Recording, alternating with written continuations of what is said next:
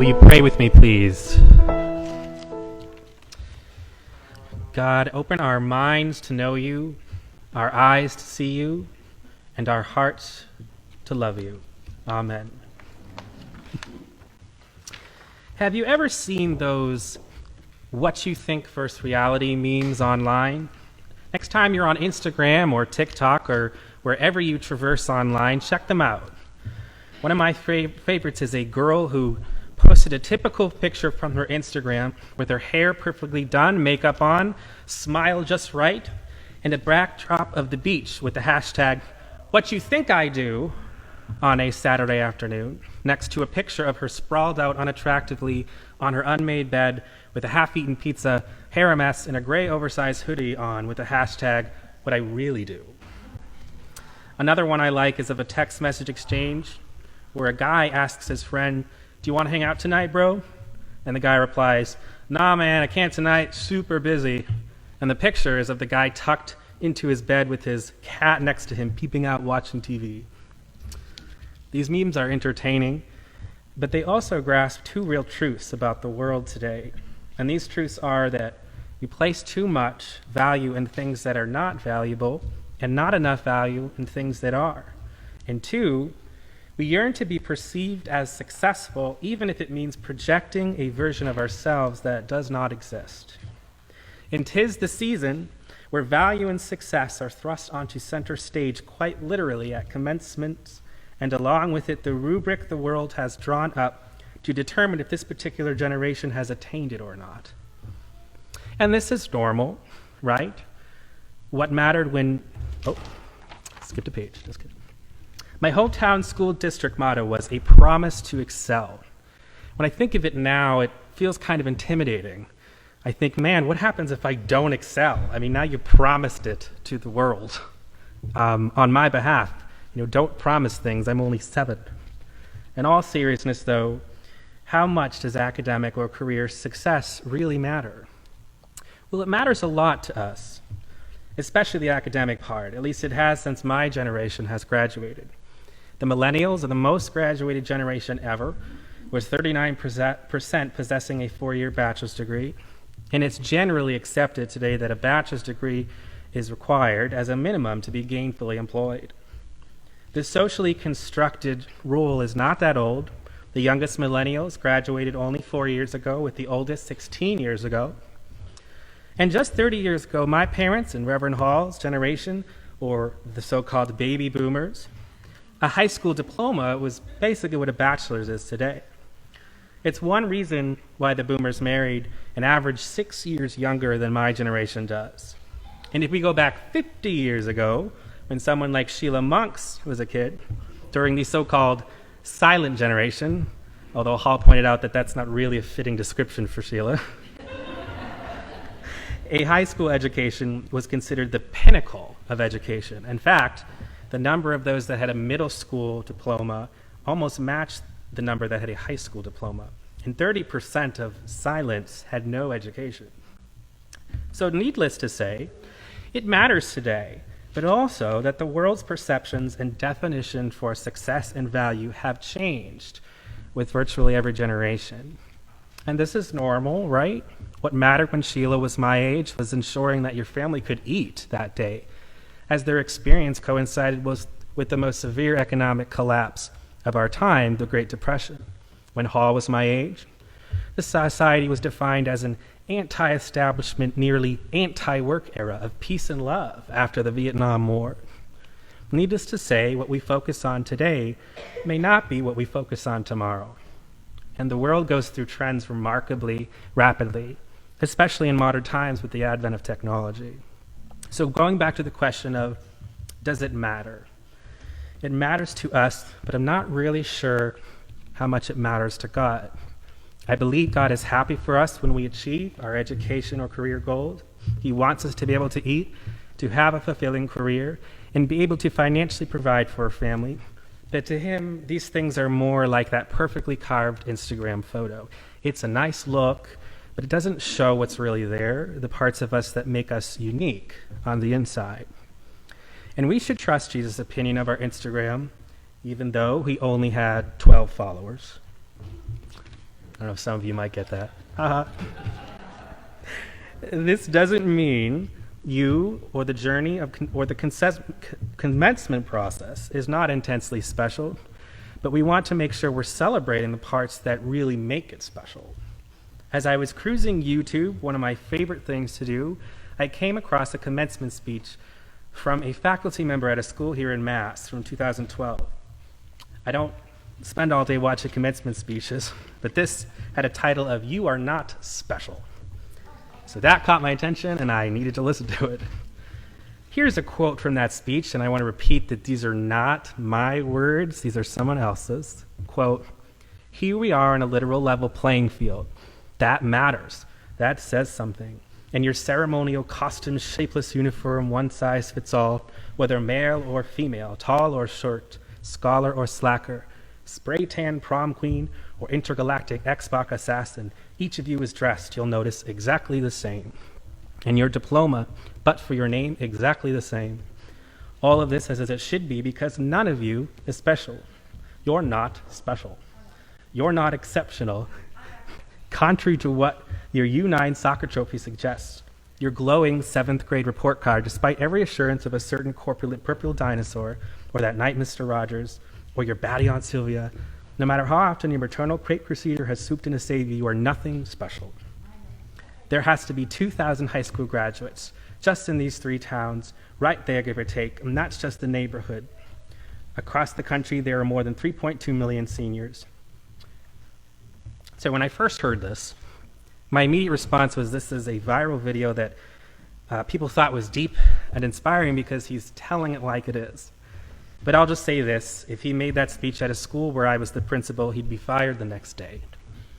I'm all for honest and a little tough love, as it's called, if it's needed, but this is just a poorly written speech that unfortunately saw the light of day. Now that I'm done critiquing this gentleman, the speech does offer an important lesson that the achievement part doesn't necessarily make us special.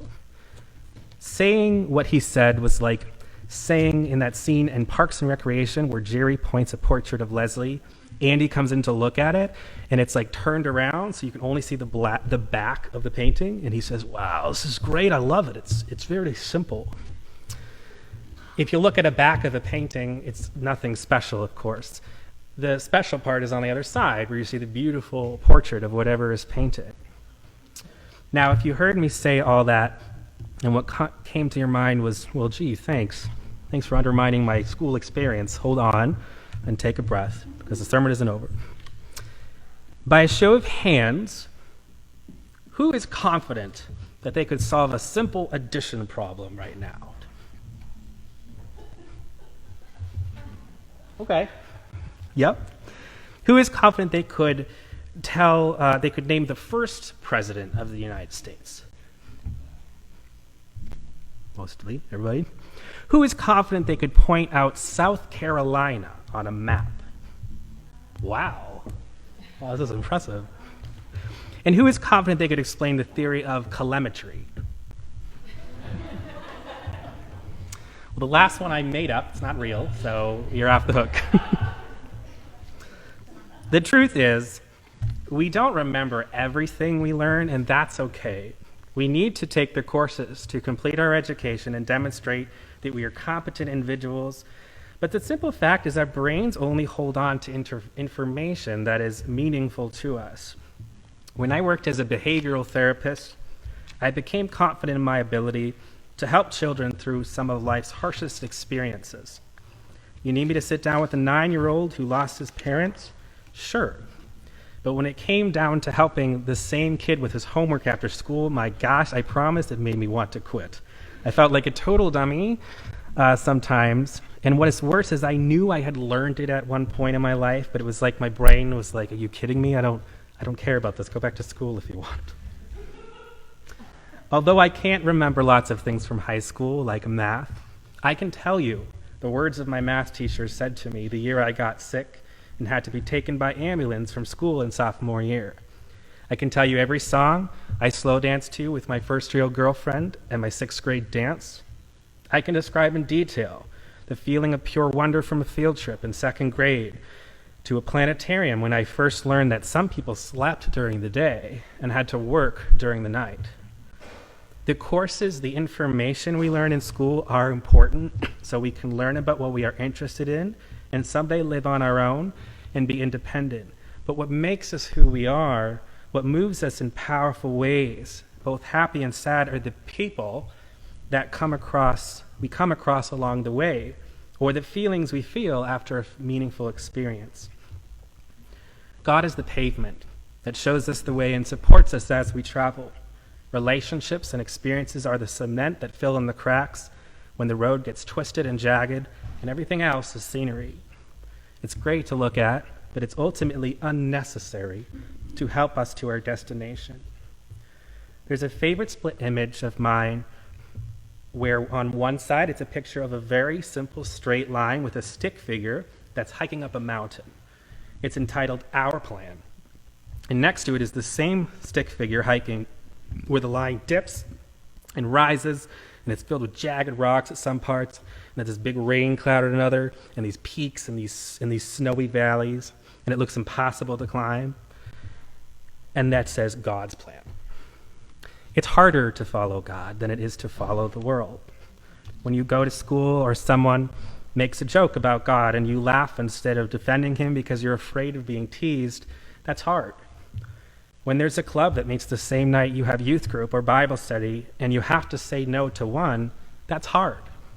When you lose someone to cancer and you're upset and angry at God for not making things right, that's hard. When you're exhausted and you just want simple, concise answers and would prefer that God just come down here and explain everything, that's hard. There is a reason it's hard. It's because God is permanent. Everything and everyone else will at some point pass, at some point leave, and God will not. You are building a relationship with the most important thing you'll ever know that will be there when everything else is not. So doesn't it make sense to try your hardest and to love your deepest and learn the most within that context? And so I encourage you to think back on your time in school through this lens. Who has helped you to get where you are today? Which friend picked you up the night at the party when you couldn't drive home? What did you learn the first time you realized your teacher had a life just like you outside the classroom? The most valuable experiences are what moves your heart into action, what makes you love deeper, what makes you hurt, what makes you real. And you experience a lot of this in the first 22 years of your life. Well, I've been afraid of changing because I've built my life around you. But what makes you bolder? Even children get older, and I'm getting older too. We heard these lyrics from Bill and Clara open our service this morning. Looking at them through love's lens, through God's lens, I see a dad that sees both his mature and capable adult daughter and the little child he held in his arms at the hospital. I see a daughter that loves her dad and is grateful for what he has taught her and how he supported her. This is what God says. This is what God sees. Finally, this is what God tells us about love. From Corinthians, if I speak in the tongues of men and of angels, but have not love, I am a noisy gong or a clanging cymbal. If I have prophetic powers and I understand mysteries and all knowledge, and if I have all faith so as to remove mountains, but I don't have love, I am nothing. If I give away everything I have and I deliver up my body to be burned, but don't have love, I gain nothing. And that is a strong affirmation on what is truly valuable. That's the good stuff. That's the real stuff. That's the reason for today. Amen.